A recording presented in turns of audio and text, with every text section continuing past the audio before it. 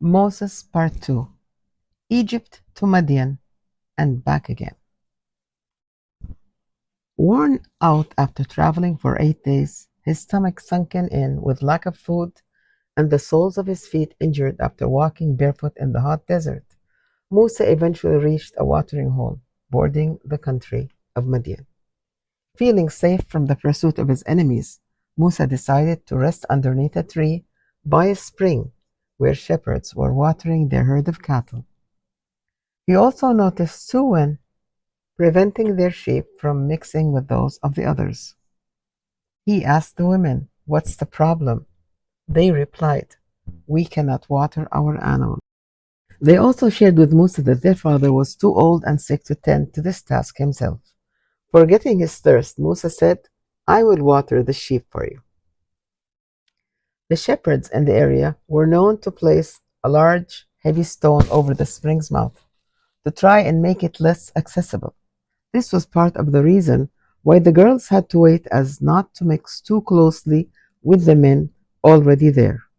It is reported that the stone was so heavy that it would take 10 men together to move it.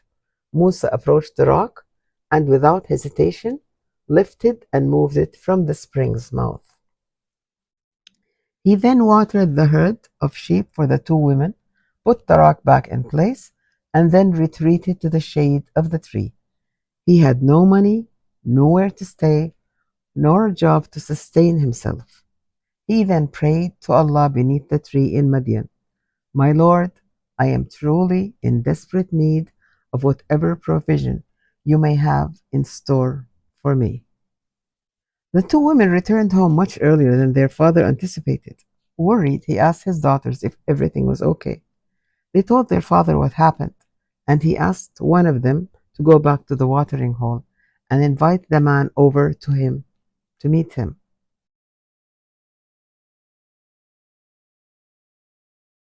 فجاءته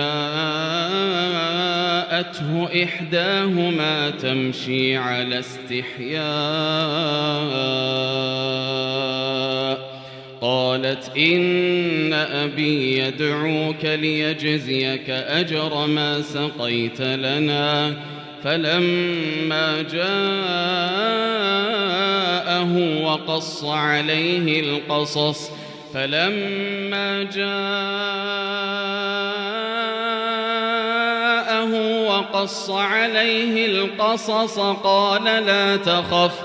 قال لا تخف نجوت من القوم الظالمين قالت إحداهما يا أبت استأجره إن خير من استأجرت القوي الأمين.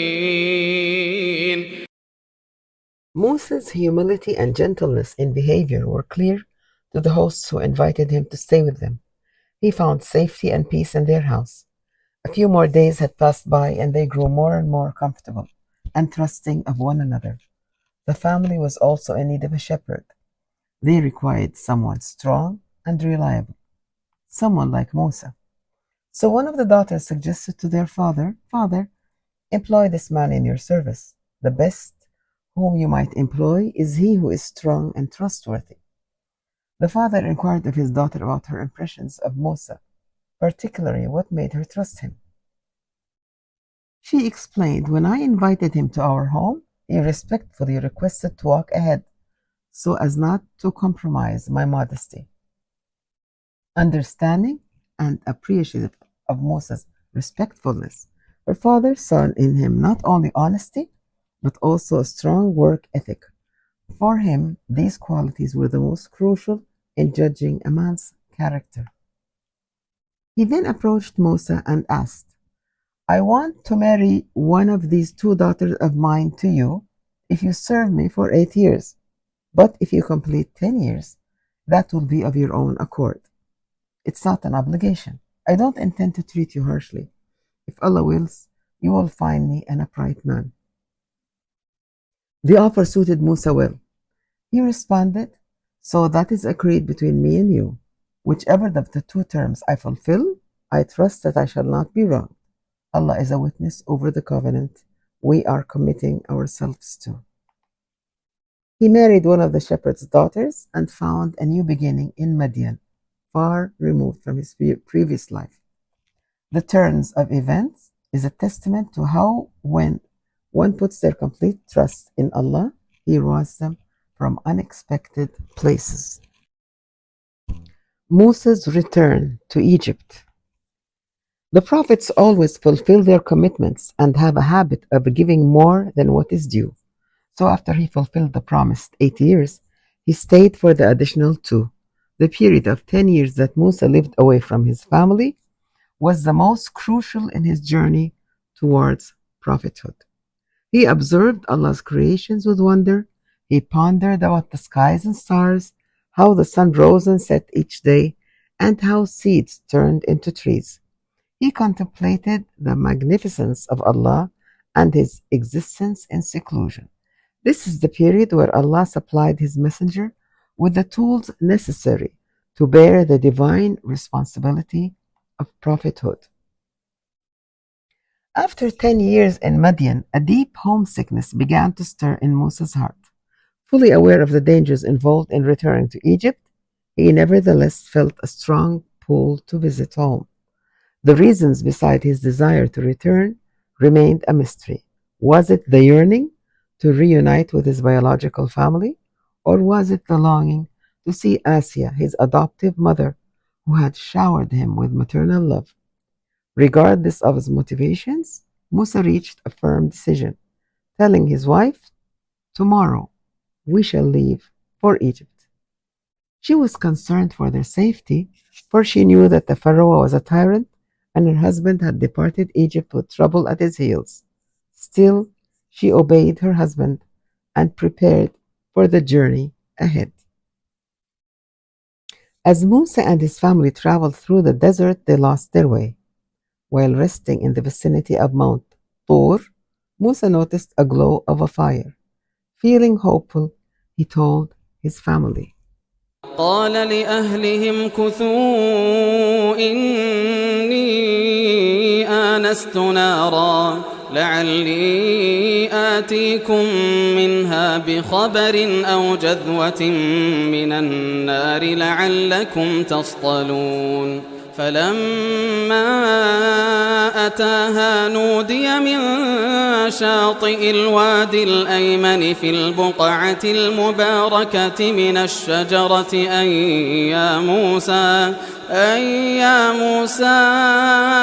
إني أنا الله رب العالمين. The voice called again, "And what is in your right hand, O Musa?" Shaking, Musa replied, "This is my staff on which I lean, and with which I beat down branches for my sheep, and for which I find other uses." "Now throw down your staff," the voice said. Musa did as he was commanded, and the staff instantly transformed into a serpent. Afraid, he ran away, taking cover to protect himself from the snake. But the voice called out again, "O Musa, draw near and fear not. Verily you are of those who are secure." Allah then instructed him to grab hold of the serpent, and it would return to its former state. Musa followed the command and grabbed the snake, which miraculously reverted to its original form. He was finally reassured that it was indeed Allah. His fear was replaced by a sense of peace and calm. He was, after all, in the presence of Allah, the Lord of the worlds.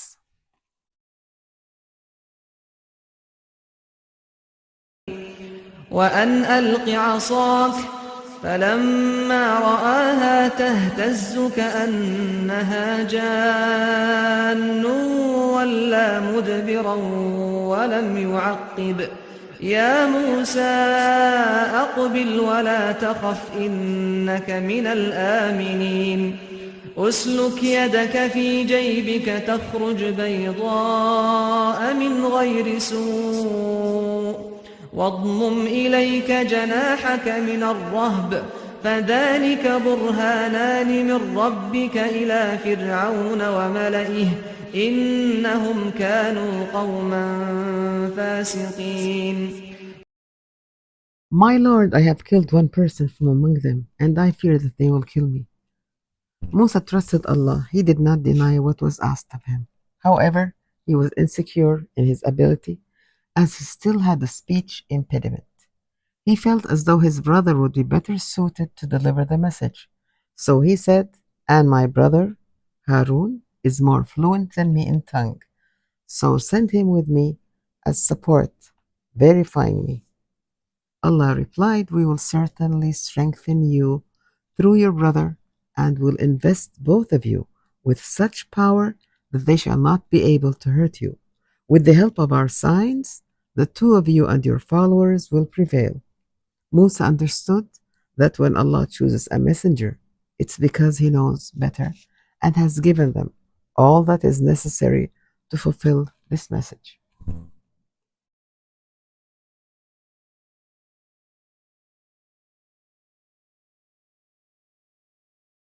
قال رب اشرح لي صدري ويسر لي أمري واحلل عقدة من لساني يفقه قولي واجعل لي وزيرا من أهلي هارون أخي اشدد به أزري وأشركه في أمري كي نسبحك كثيرا ونذكرك كثيرا إنك كنت بنا بصيرا. So the brothers, Prophet Musa and Prophet Harun, obtained an audience with the Pharaoh. What do you want? The Pharaoh asked Musa. The Lord of the universe has sent us, that you let the children of Israel go with us, he replied. Pharaoh protested, did we not raise you among us as a child, and you stayed several years of your life in our care? And then you committed that crime of yours. You were so ungrateful. The threat in Pharaoh's statement did not go unnoticed by Musa, but he replied, I did it then lacking guidance, so I fled from you when I feared you. Then my Lord granted me wisdom and made me one of his messengers. How can that be a favor of which you remind me, when it was only because you have enslaved the children of Israel? He asked, and who is this Lord of the universe? Musa replied, the Lord of the heavens and the earth, and of all that is between them, if you were only to believe. Pharaoh scoffed. How could a child he raised as his own dare question his power? Turning to his chiefs and everyone gathered, he asked, do you hear what he says? Musa ignored his remark and continued, he is your Lord and the Lord of your forefathers. Pharaoh said mockingly to those around him, this messenger of yours who has been sent to you is simply mad. Musa added, he is the Lord of the east and the west and all between them. If only you had any understanding. The Pharaoh had enough. He couldn't listen to Musa challenging his authority anymore. If you take any other god than me, I will certainly make you one of those who are rotting in prison, he bellowed. Musa responded, even if I bring you clear proof. Pharaoh challenged, then bring it if you are truthful at all. As Allah had shown him, Musa threw down his staff, which turned into a giant snake, leaving all those present terrified. Then drew his hand out of his collar, and it shone white for all to see. Despite the clear, undeniable proofs, the Pharaoh's mind refused to accept the existence of a power greater than his own. He was stubborn in the face of the truth. He couldn't bring himself to admit the possibility of being wrong before his people. So, in a desperate attempt to undermine Musa, he turned to his chiefs and said, surely this man is a skilled magician who wants to drive you out of your land by his magic. Tell us, what do you advise us? The chiefs proposed that the brothers be detained while the most skilled magicians in the areas were gathered. They explained that if the magicians would reproduce the magic trick that Musa had performed, it would take away all his credibility and influence. People from all over the land gathered in the city to witness the contest. On one side were the Pharaoh's most skilled magicians, on the other stood Musa, once considered the son and prince of the Pharaoh, now boldly challenging him as a prophet of a different faith. The duel was about to unfold, and the public was paying close attention. It was a high-stakes situation. If the Pharaoh lost, he risked losing the respect and authority of his subjects. He would effectively make Musa a hero amongst the people, which he viewed as a direct challenge to his power and reign. A victory of Musa would give him the footing to be accepted as a prophet by the people, and perhaps he would be able to convince Pharaoh to accept Allah, seek forgiveness, and liberate the children of Israel.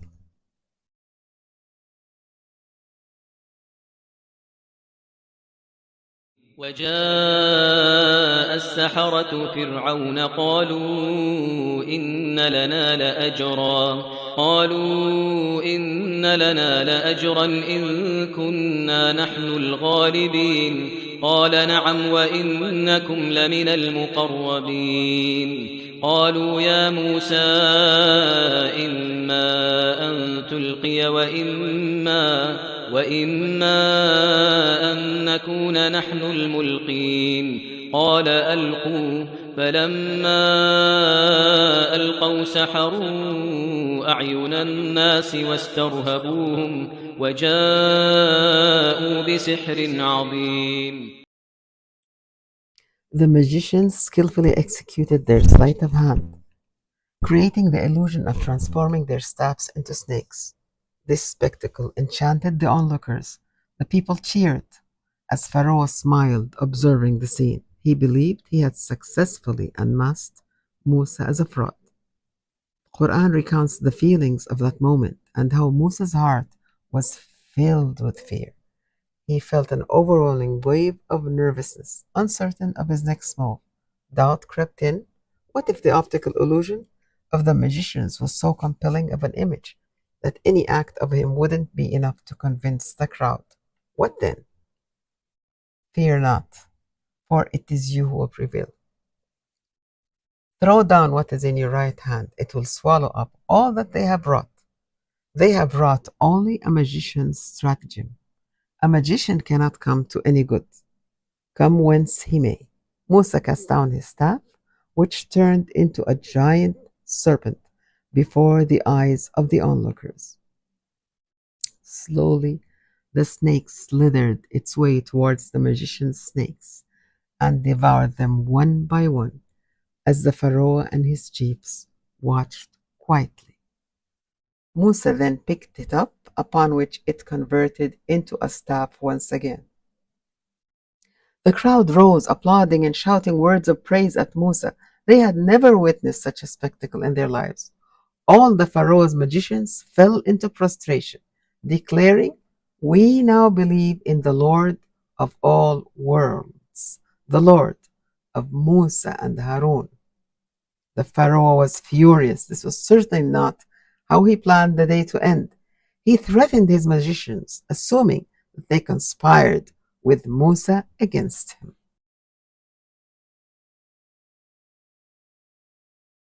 قال آمنتم له قبل أن آذن لكم إنه لكبيركم الذي علمكم السحر فلسوف تعلمون لأقطعن أيديكم وأرجلكم من خلاف ولأصلبنكم أجمعين قالوا لا ضير إنا إلى ربنا منقلبون إنا نطمع أن يغفر لنا ربنا خطايانا أن كنا أول المؤمنين.